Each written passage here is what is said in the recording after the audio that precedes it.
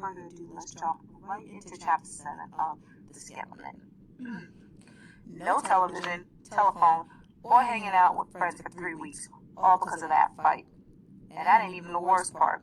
The principal, Miss Saunders, and Mama got their heads together and came up with a way to punish me good.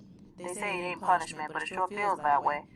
They found me a job that don't pay no money and ain't no fun at all. I don't even want it, but Mama's got her mind set, so that's that. I will be working in the school office, filing papers, stapling letters, that kind of stuff. This is Miss Saunders' bright idea. She talked it over with Mama last night over the telephone. I could hear some of the conversation coming through the receiver.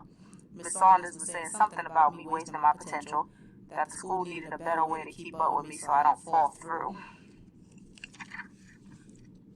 the cracks. And Mama believes all that crap, when the truth is that Miss Saunders is just a big-mouthed, bossy broad who likes to throw her weight around and treat everybody like they're some broken pot she got to patch up. I could smell the peppermint tea Mama was sipping while she spoke to Miss Saunders. Malika's got more potential than she's letting on. Keeping her under the principal's nose may be just the way to get her back in line. Mama and Miss Saunders talk a long time. When they're done, I try to tell Mama that Miss Saunders doesn't know what she's doing, that she ain't even a real teacher. Mama says she doesn't care. She likes her. That Miss Saunders is the first teacher who ever called here to talk about what's going on with you. I like that. It shows she's concerned, that this job ain't just about the money. I tell Mama that Miss Saunders don't need the money. She's got plenty. Don't it make you wonder, Mama, why somebody with all that money and a good job would give it up to come to McClinton? Mama sits there for a while thinking. I wouldn't think on it too much, Malika, she says.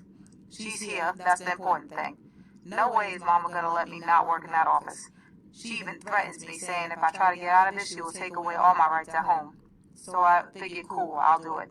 And while I'm doing it, I will find out the real deal on Miss Saunders. Get all up in her business like she's up in mine.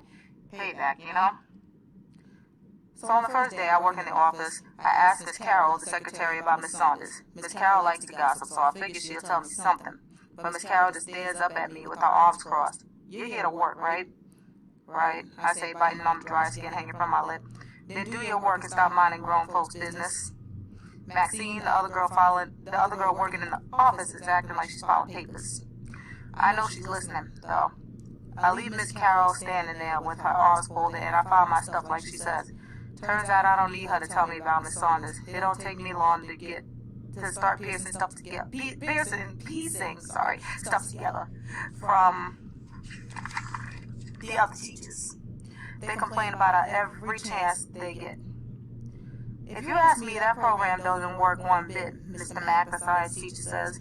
A school that doesn't run like a corporation. Things don't happen at the snap of a finger or the drop of a pen. Change takes time. A bull in a china shop, that's what she is, Miss Benson, the librarian, says under her breath. She's not following the curriculum the way it's laid out. She's pushing the kids too hard, telling them to read 50 pages one night, 30 pages the next. I'm telling you, hiring her was a bad move. Those teachers knew I was working at the desk, they would be more careful. What they don't know, I'm here. I dropped some paper clips on the floor and I'm crouching under a desk to pick them up slowly.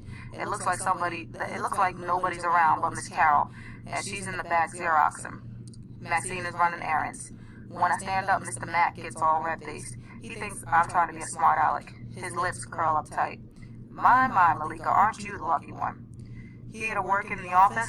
I see, he says, stomping out the door right into Mr. Bajoli, who's heard everything he said. Sorry about that. Sometimes, Mr. Mack, you need new ideas to do things differently. Nothing wrong with a little change, is there? He asked. I'm sorry, Mr. Bajoli, but the way I see it, rewarding those who misbehave and refuse to play by the rules is wrong. Dead wrong. How are you rewarding the good ones? Put them on detention? Mr. Mack asked. They're all good ones, Mr. Mack. Some of them just need more support than others. Mr. Mack makes a clicking noise with his tongue. He and Miss Benson walk down the hall together side by side. We all think those two got a thing going on, even though we never see them kiss or even hold hands. Mr. Pajoli told me not to worry, that things will work out fine for me if I try hard enough. All the time he's talking, I'm trying to figure out how I can cut this gig loose. I mean, let's face it, I got better things to do with my time than work for free.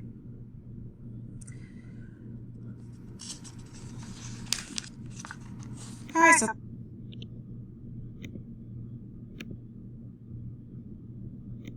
We're up to chapter 8 now, so let's jump right into it. The only reason Mama lets me off restriction at home is because I started that new job, and she thinks that's going to change me somehow. I don't tell her she's out of her head. Shoot, I'm just glad I can watch TV and talk on the phone again. After all, it is Saturday. But I can't talk on the phone right this minute because as soon as my girl Sweets come over to my house, she calls the phone. Sweets' mama is super strict. She never lets Sweets on the phone. So here she is laying across my bed on her stomach with her short legs waving in the air every time Larry says something to her. Neither one of us is supposed to talk to boys, but we do every once in a while. With the way Sweets is acting, you'd think Larry could see her. She's putting lip gloss on her lips, combing her hair, brushing off her clothes. Sweets has been liking Larry since she was 6 years old. She thinks he likes her, only he's so shy you can't tell.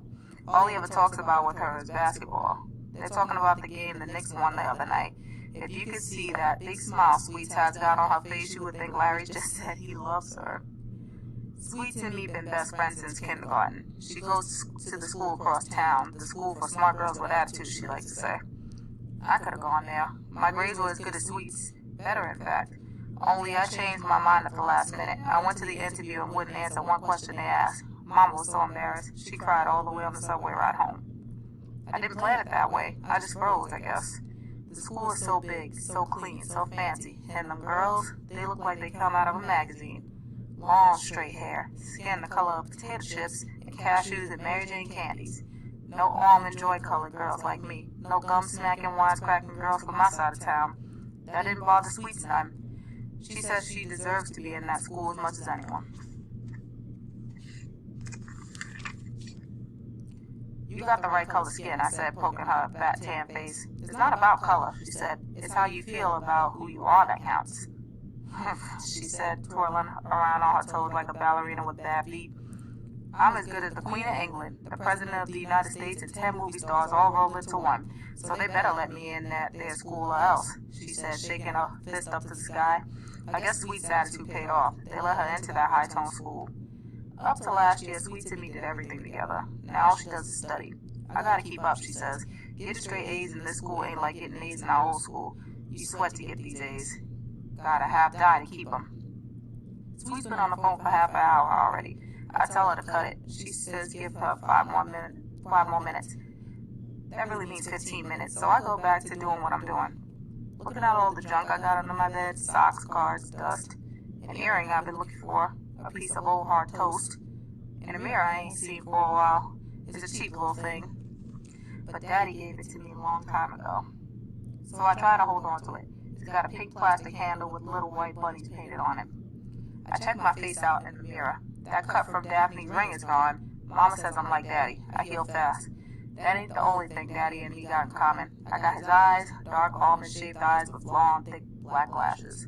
My lips, they're full like Mama's. Well, they're like Mama's, full and wide. They look like that actor's lips on TV. I can't think of his name just now. But he's got the kind of lips that make you want to kiss him quick. Soft, smooth, pretty-looking lips. My nose and my ears, I don't know where they came from. They don't look like Mama's or Daddy's. My nose is small and pug. Daddy used to always pinch it when I was little. I'm the same color Daddy was. When I was little, he would come home from work and say, I sure could use me a warm cup of cocoa.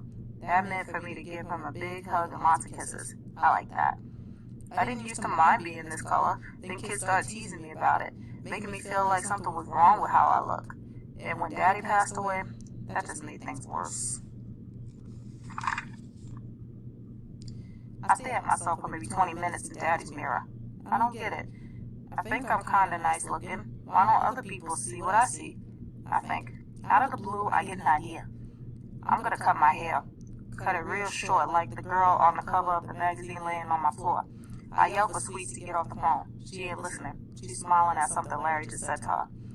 Off the phone, I yell so he can hear. Off the phone before I tell Larry you like. Before I finish the sentence, Sweets is hanging up and hitting me over the head with a pillow. You know that ain't right, she says, whacking me good. I tell Sweets I'm gonna cut my hair. Gonna cut it real close. People gonna see I ain't who I used to be. I say, you gonna cut your hair off like bald? Sweets asks, well, not that off, but close, like this. I say, showing her the picture. Sweets helps me take out my braids and lets me know that I shouldn't be trying nothing like this by myself. If you jack up your hair, you really will look a mess, she says. Then she tells me how her cousin Ronnie just opened up a shop on the avenue. I don't have any money to go to no shop, I tell her. Sweet says that her cousin did her hair for free last week and all she had to do was sweep up the floor. Sweet calls her cousin for me and her cousin says she will cut my hair, but I have to give her 3 Saturdays worth of work. And I have to bring a note from Mama saying the cut is okay with her. It takes me 2 hours to talk Mama into this thing. I don't tell Sweets or Mama the real reason that I'm doing this. That I want a new look like that model in the magazines, so that maybe people will start to see me differently and treat me differently. Mama and Sweets wouldn't understand me saying nothing like that, so I just keep my mouth shut. While Sweets and I walk to the avenue, Ronnie tells me to leave things to her. She puts a texturizer on my scalp till it loosens up my hair, then washes the texturizer out. When she is finished, it seems like 10,000 tiny black shiny curls was all over my head. Ronnie takes out the clippers, gives me some points on the side, and evens up the back of my hairline. Now you gotta have a little attitude when you wear this cut. You got attitude, Malika? She asks with her hands on her hips. I look at her and ask what she means. Then a woman comes out from under the dryer. She takes off her clip-on earrings and asks Ronnie for some alcohol. She cleans them clunky things off and clips into all my ears without even asking me. This is one of those hairdos where you strut your stuff in. Sisters wearing these know they're sharp, Ronnie says, taking out the clippers and going at my hairline again. I'm looking in the mirror and I can't believe my eyes. I like what I see. You got any lip gloss? She asked me, turning me around in my chair, still checking out my hair. I dig in my pocketbook and pull out some red lipstick from Murphy's drugstore. You're too young to be wearing lipstick, Ronnie says. She makes me stick my finger in the gigantic jar of Vaseline she keeps near her mirror, and I rub a little on my lips. When Ronnie's finished, the 3 other hairdressers get all up in my face and do some customers. One woman's got relaxer cream all over her head. They're all talking about how good I look. Sweets is nodding and smiling and agreeing with everybody. Give me some attitude, Ronnie says, taking off my cape. I have my head down and my arms crossed. Another woman comes out from under the dryer and strutting across the floor. Attitude, girl, she says, switching her butt around, dipping and turning like a fashion model. Attitude, Sweets says, getting into the act. Everybody turns and looks at me. I start snapping my fingers and walking around like I'm somebody. I look good. The woman who's giving me her earrings comes over to me and puts her hands on my hips. You gotta shake them hard. Make people know you mean business.